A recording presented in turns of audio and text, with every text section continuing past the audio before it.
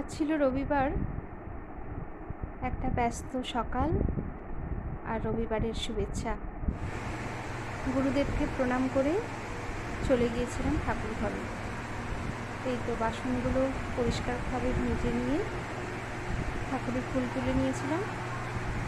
বাগানের ফুল দিয়েই আমি পুজো করি। ঠাকুরের প্রসাদ সাজিয়ে নিয়েছিলাম। সকালে ঠাকুরের পুজো করলে মনটা একদম ভালো হয়ে যায়।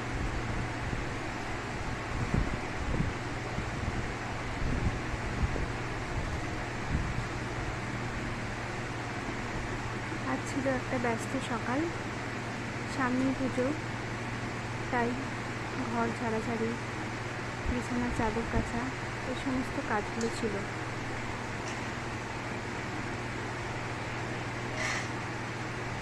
একটু সকাল সকাল ঠাকুরের পুজো দিয়ে আমি কাজগুলো কমপ্লিট করেছিলাম।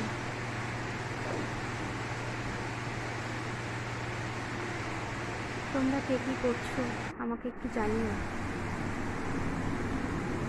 পুজোর প্রিপারেশন তোমরা কীভাবে নিচ্ছ আমাকে কমেন্টে লিখো। প্রসাদ সাজিয়ে নিয়েছিলাম আর ঠাকুর ঘরের কাজও কমপ্লিট করে নিজে একটু রেডি হয়ে নিয়েছিলাম। জানো তো, এবারে পুজোয় আমার বেশ কয়েকটা কুর্তি হয়েছে, আমার হাজব্যান্ড দিয়েছে। তার মধ্যে থেকে একটা কুর্তি পরে নিয়েছিলাম। পুজোর জন্য আর ওয়েট করতে পারছিলাম না।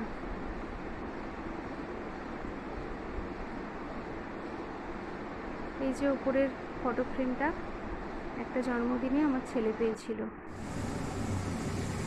তারপর নিজের বাড়িতে চলে এসেছিলাম আর রবিবারের মাংসের ঝোলটা রান্না করে নিয়েছিলাম। এখানে মাংসটা টক দই গোলমরিচ দিয়ে মাখানো ছিল।